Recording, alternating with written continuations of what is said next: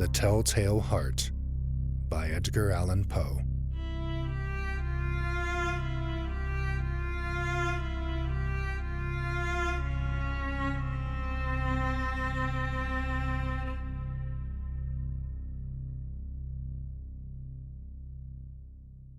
True. Nervous. Very, very dreadfully nervous I had been and am. But why will you say that I am mad? The disease had sharpened my senses, not destroyed, not dulled them. Above all was the sense of hearing acute. I heard all the things in heaven and in the earth. I heard many things in hell. How, then, am I mad? Hearken, and observe how healthily, how calmly, I can tell you the whole story.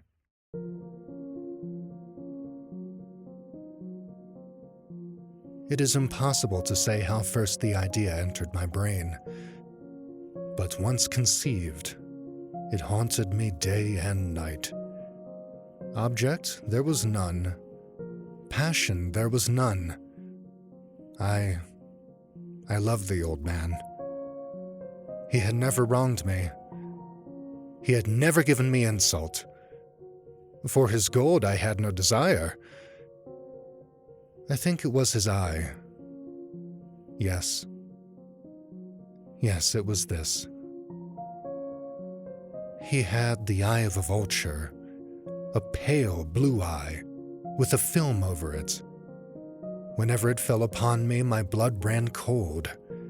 And so, by degrees, very gradually, I made up my mind to take the life of the old man, and thus rid myself of the eye forever.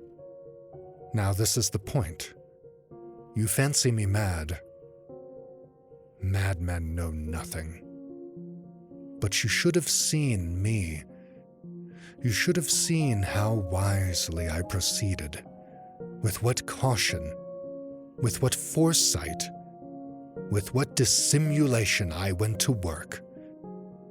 I was never kinder to the old man than during the week before I killed him.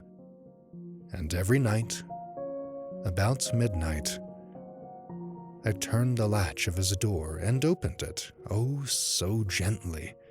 And then, when I had made an opening sufficient for my head, I put in a dark lantern, all closed, that no light shone out. And then I thrust in my head.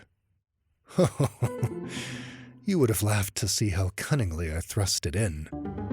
I moved it slowly, very, very slowly, so that I might not disturb the old man's sleep. It took me an hour to place my whole head within the opening so far that I could see him as he lay upon his bed. Ha! Would a madman have been so wise as this?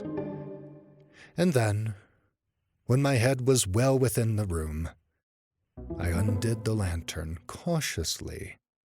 Oh, so cautiously. Cautiously, for the hinges creaked. I undid it just so much that a single ray fell upon the vulture eye. And this I did for 7 long nights. Every night, just at midnight. But I found the eye always closed, and so it was impossible to do the work, for it was not the old man who vexed me, but his evil eye.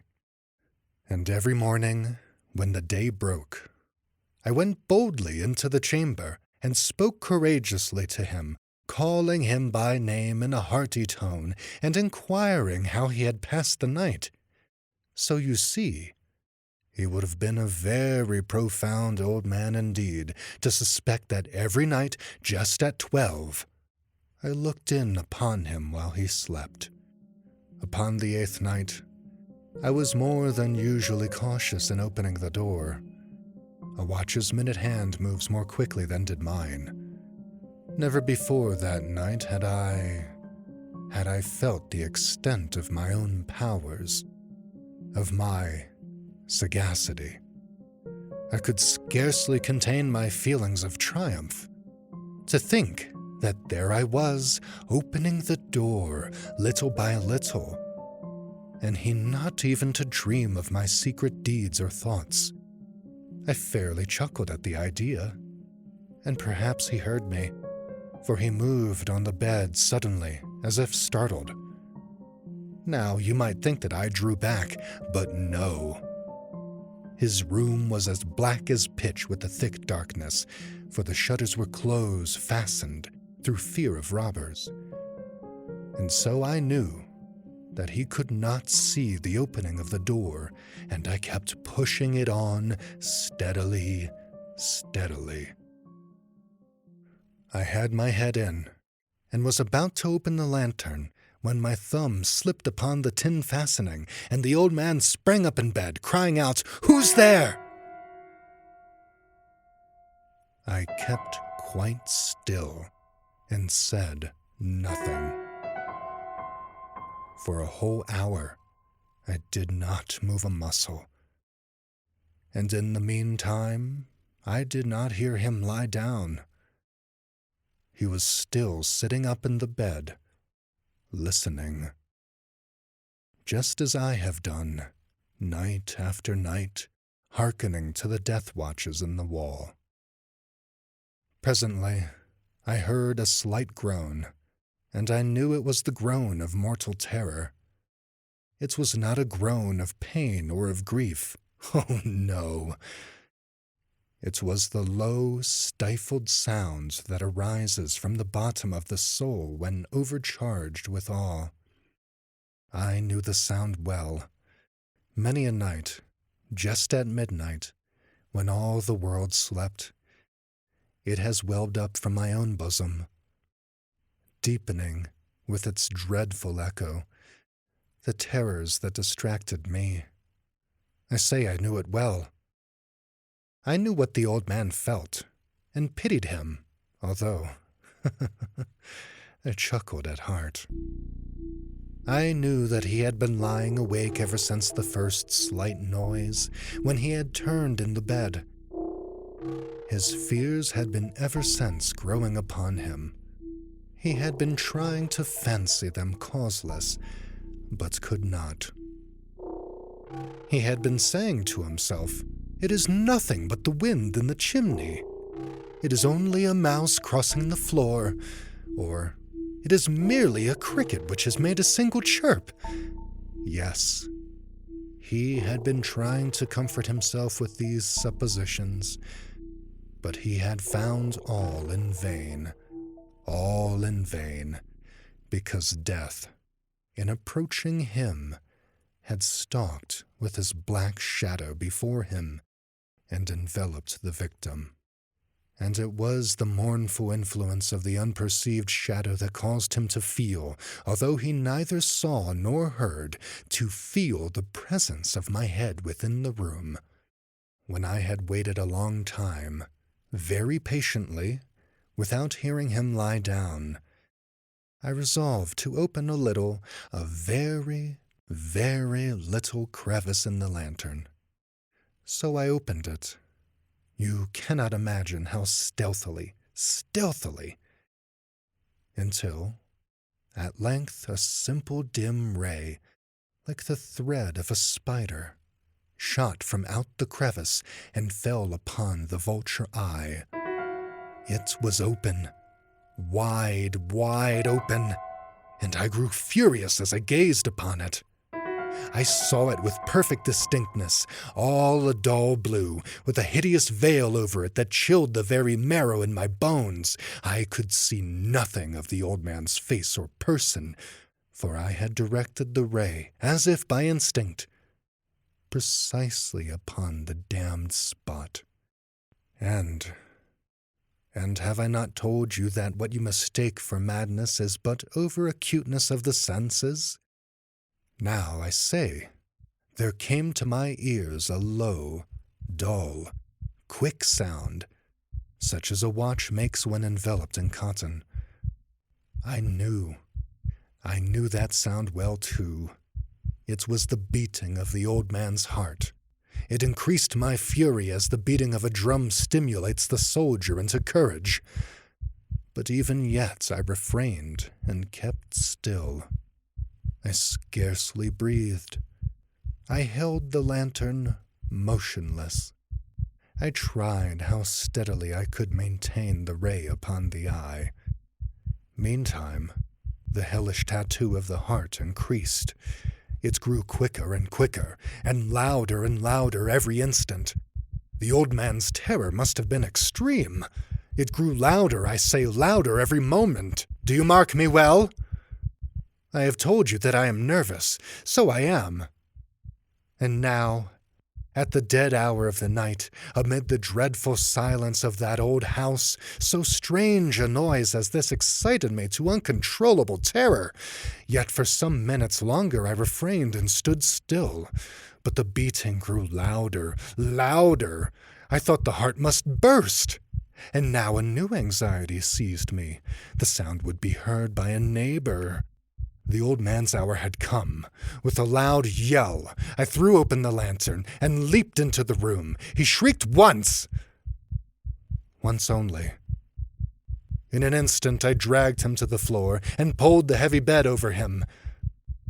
I then smiled gaily to find the deed so far done, but for many minutes the heart beat on with a muffled sound. This, however, did not vex me. It would not be heard through the wall. At length, it ceased. The old man was dead. I removed the bed and examined the corpse. Yes, he was stone dead. I placed my hand upon the heart and held it there for many minutes. There was no pulsation. He was stone dead. His eye would trouble me no more. If you still think me mad, you will think no longer when I describe the wise precautions I took for the concealment of the body. The night waned, and I worked hastily, but in silence. First of all, I dismembered the corpse. I cut off the head and the arms and the legs. I then took up 3 planks from the flooring of the chamber and deposited all between the scantlings.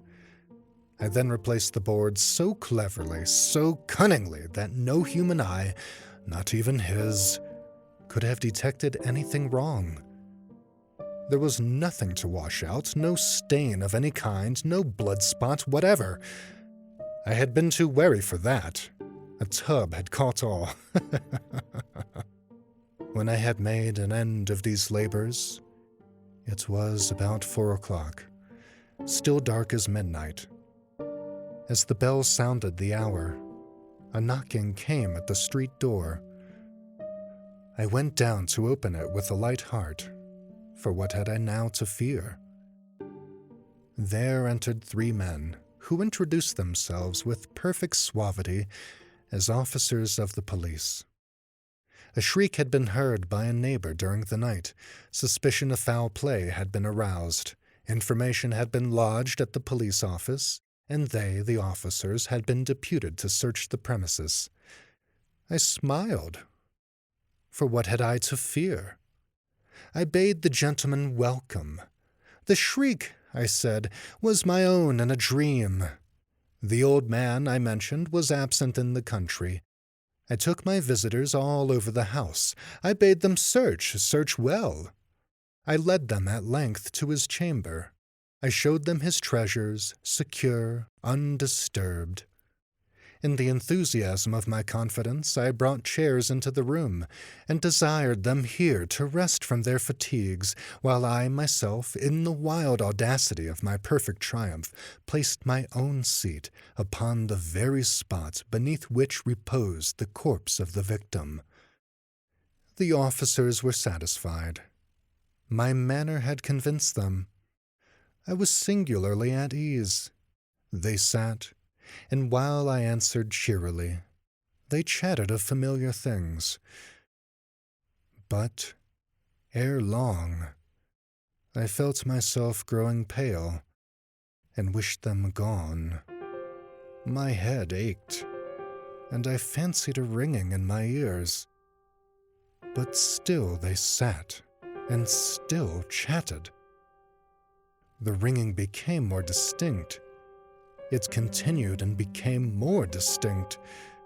I talked more freely to get rid of the feeling, but it continued and gained definiteness, until at length I found that the noise was not within my ears. No doubt I now grew very pale, but I talked more fluently and with a heightened voice.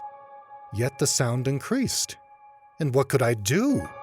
It was a low, dull, quick sound, much such a sound as a watch makes when enveloped in cotton.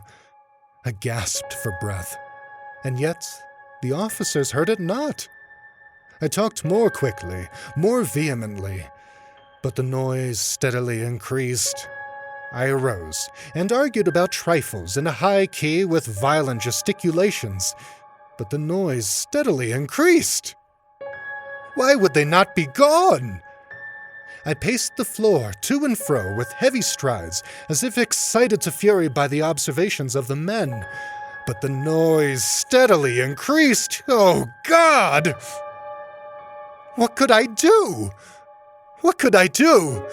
I foamed, I raved, I swore. I swung the chair upon which I had been sitting and grated it upon the boards, but the noise arose all and continually increased. It grew louder, louder, louder, and still the men chatted pleasantly and smiled. Was it possible they heard not? Almighty God! Almighty God! No, no. They heard, they suspected, they knew. They were making a mockery of my horror. This I thought, and this I think. But anything was better than this agony. Anything was more tolerable than this derision. I could bear those hypocritical smiles no longer. I felt that I must scream or die. And now, again, hark! Louder, louder, louder, louder! Villains! I shrieked. Dissemble no more! I admit the deed.